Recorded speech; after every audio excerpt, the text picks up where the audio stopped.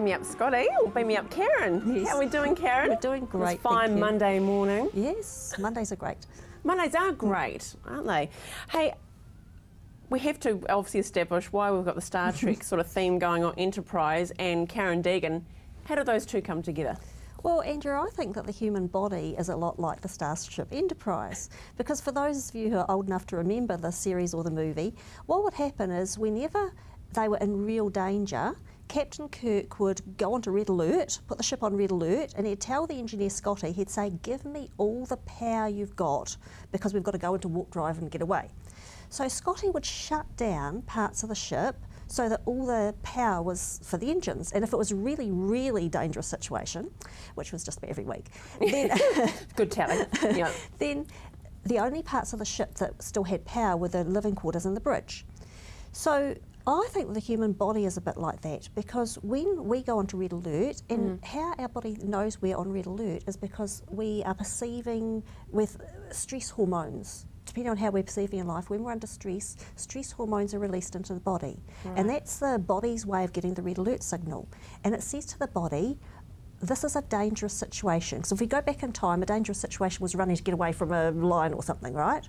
So the body, or an alien if you're So the body thinks that we've got to get away quick. So it thinks, okay, we don't need the immune system right now. We don't need to be fighting this bug, this virus. We don't need to be, we just need all the power we've got to get away. So let's turn the immune system off. We don't need the reproductive system right now. Let's turn that off, because we've just got to get all the power we need to get away. We don't need the digestive system working right now. Let's turn that off. We'll turn it back on when the danger's over.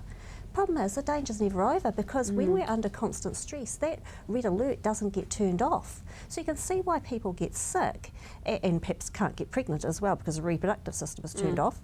Because, you know, we have, talking about cancer in particular, we have cancer cells in the body all of the time. That's normal, we all do, but our immune system keeps on top of them. You can see that if the body is turning off the immune system, then we're not keeping on top of it. No, and it's easy to see how it can, well, definitely your relationship at work or, you know, at home can affect your health completely, can't it? They Absolutely. go hand in hand. Well, there's a fascinating study that was done at the Ohio, I'll say that carefully because it's hard to say, Ohio School of Medicine, where they tested relationship stress on wound healing, and so they made small suction blisters on the forearms of married couples, and then they got them to just have a neutral discussion for half an hour, and over a period of 3 weeks they tested the three healing proteins that the body produces, and you know, and then they got the same married couples to have a half-hour discussion on something they disagreed about. Oh. And they noticed that those just half hour? Just a half hour. Wow, okay. Yep. Quick. And they noticed that those who got into a fight, those the wound healing slowed considerably, and those proteins weren't produced as fast. And you know, when there was a fight where there was like sarcasm and put downs and criticism, wound healing was slowed by 40%, which is quite a lot. And the researchers said, look, these are little wounds, small brief encounters. They said normal, like, relationship strife is probably way worse.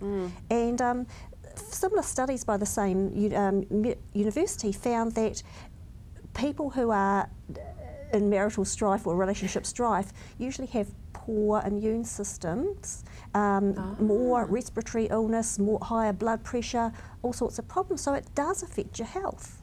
Your emotions directly affect your health. So if you're not dealing with your emotions, whether it's stress or any other emotion, then your health will be impacted. Interesting. So what's the tip for this week then, Karen, to take away from this? I'll think of one obvious one, but please go ahead. Well, might get you to say that in a moment. Well, I've actually got an offer this week instead of a tip. Oh, yes. Okay. And the offer is, like, we get our physical health checked all the time, don't we? We go to the doctors, we get our physical health checked. But when was the last time you got your emotional health checked? Yeah. And if your emotions play such a big part in your health, then it makes sense to have get an emotional health check. So I'm offering one. Oh, free. A warrant of fitness. A warrant of fitness, emotional warrant of fitness, free to CTV viewers. All they have to do is either email me or phone me and just quote CTV, and I'll give you a free emotional health check over the phone or via Skype. That's fantastic. Wow, that is amazing. That is so easy. So take her up on this. My goodness, set free with EFT, emotional freedom techniques. Phone 03 332 0526. The email is karen@setfree.co.nz.